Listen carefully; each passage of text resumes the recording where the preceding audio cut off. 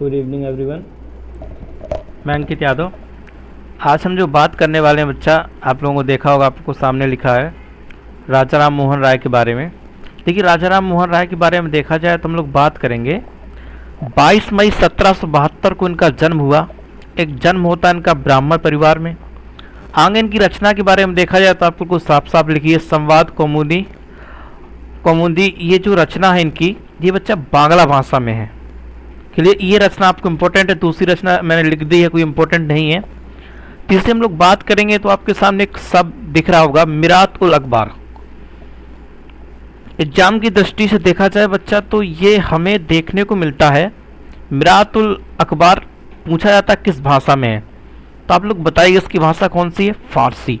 ये भी प्रश्न याद रखिएगा। इन्होंने एक पत्रिका भी संपादित की थी, लेकिन पत्रिका कोई हमारी एग्जाम की दृष्टि से कोई महत्वपूर्ण नहीं है, याद रखिएगा। हम लोग कुछ और बात करें तो एक प्रश्न जरूर आप लोग मेरी तरफ से याद रखिएगा। राजा राम मोहन राय को युगदूत की संज्ञा दी, ठीक है? तो युगदूत कहा जाता है इनको नए युग का, लेकिन किसने दी तो आप बताइएगा। सुभाष चंद्र बोस ने। राजा की उपाधि से अकबर द्वितीय के द्वारा दी गई। ये कहानी आपको याद होगी, जो ऑफलाइन पढ़े होंगे, मैंने कई बार बताया है। अकबर द्वितीय ने राजा राम मोहन राय को मुगल दरबार की ओर से इंग्लैंड भेजा था, जब पेंशन रोक दी गई थी। सबको याद होगा, पेंशन रोक दी गई तो इंग्लैंड भेजा, तो वहीं इनकी मृत्यु हो गई थी। क्लियर है कि नहीं है? अब नीचे एक लाइन लिखी, आप लोग देख रहे होंगे, इसके नीचे इंग्लैंड भेजा गया, जिसके नीचे भारतीय राष्ट्रवाद का जनक भी कहा जाता है। क्लियर है कि नहीं है?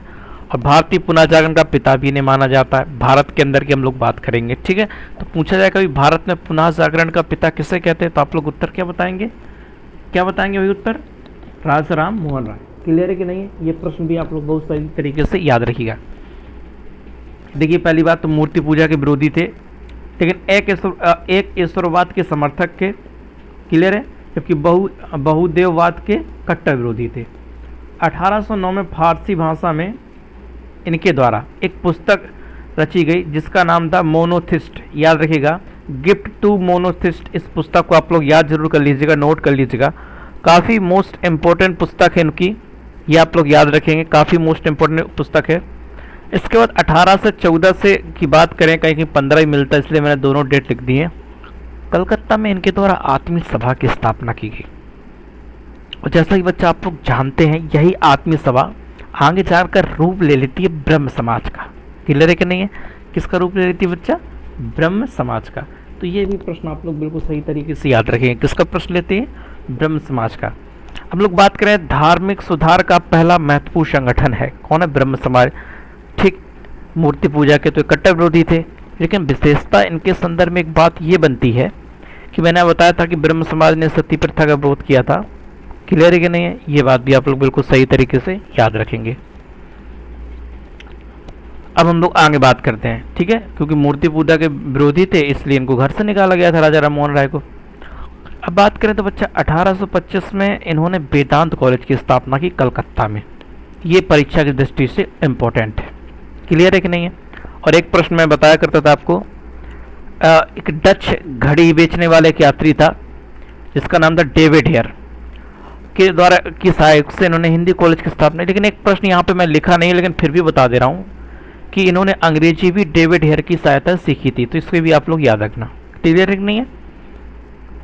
राजा राम मोहन राय के प्रयासों से 1829 में सती प्रथा का विरोध हुआ, सती प्रथा को बंद कर दिया गया।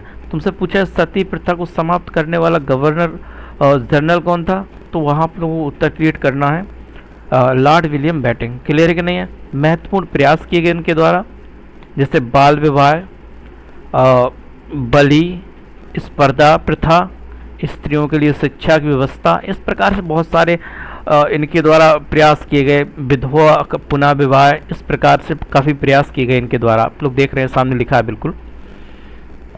लेकिन कुछ और हम लोग बात करें तो आप लोग जानिएगा ब्रिस्टल नामक स्थान में इंग्लैंड में की मृत्यु हो जाती है। लेकिन एक प्रश्न मैं आपके लिए छोड़ता हूँ, कमेंट में आप लोग बताइएगा, अगर हमसे ऑफलाइन पढ़े हैं तो आप बिल्कुल ज़रूर बताएंगे इस प्रश्न को, कि ब्रिस्टल में इनके बगल में किसकी समाधि स्थित है। क्लियर कि नहीं है? क्लियर है कि नहीं, ये बात रखना। फिर हम लोग एक और बात लिखने का प्रयास किया है इसके बाद, और इसके बाद जो बच्चा हमने बात लिखने का प्रयास किया, आप लोग जानते हैं कि ब्रह्म समाज जब ये इंग्लैंड चले गए तो ब्रह्म समाज की बागडोर किसके हाथ में आ गई? तो आप लोग बताएंगे देवेंद्रनाथ ठाकुर और केशव चंद्र सेन। और 1866 ब्रह्म समाज का विभाजन हो जाता है, ये भी मैंने आपको बात बताई है। क्लियर है कि नहीं है? क्योंकि इसके लिए जो फैक्ट और परीक्षा के लिए जो इम्पोर्टेंट है वो हमने बिल्कुल निकाले हुए हैं। जैसे कि हमने बात की विभाजन के अंतर्गत हम लोग बात की, तो केशव चंद्र सेन आप जानते हो अपनी 13 वर्षीय लड़की का विवाह कर देता है, इसलिए इसका विभाजन हो जाता है। कई प्रकार की कहानी बताई थी, लेकिन एक साधारण परीक्षा के लिए हम लोग जो बात कर रहे हैं उसकी दृष्टि से देखा जाए। देखिए भारतीय ब्रह्म समाज की स्थापना, तो ये कुछ प्रश्न में दिए आपको। आत्मीय सभा की स्थापना, वेदांत सोसाइटी, हिंदू कॉलेज, वेदांत कॉलेज और ब्रह्म समाज। ये आप लोग पूरी बातों को याद कर लेंगे, क्योंकि ये लाइनें आपको बिल्कुल याद होनी चाहिए। राजा राममोहन राय से सबसे बड़े फैक्ट हैं। क्लियर है कि नहीं है?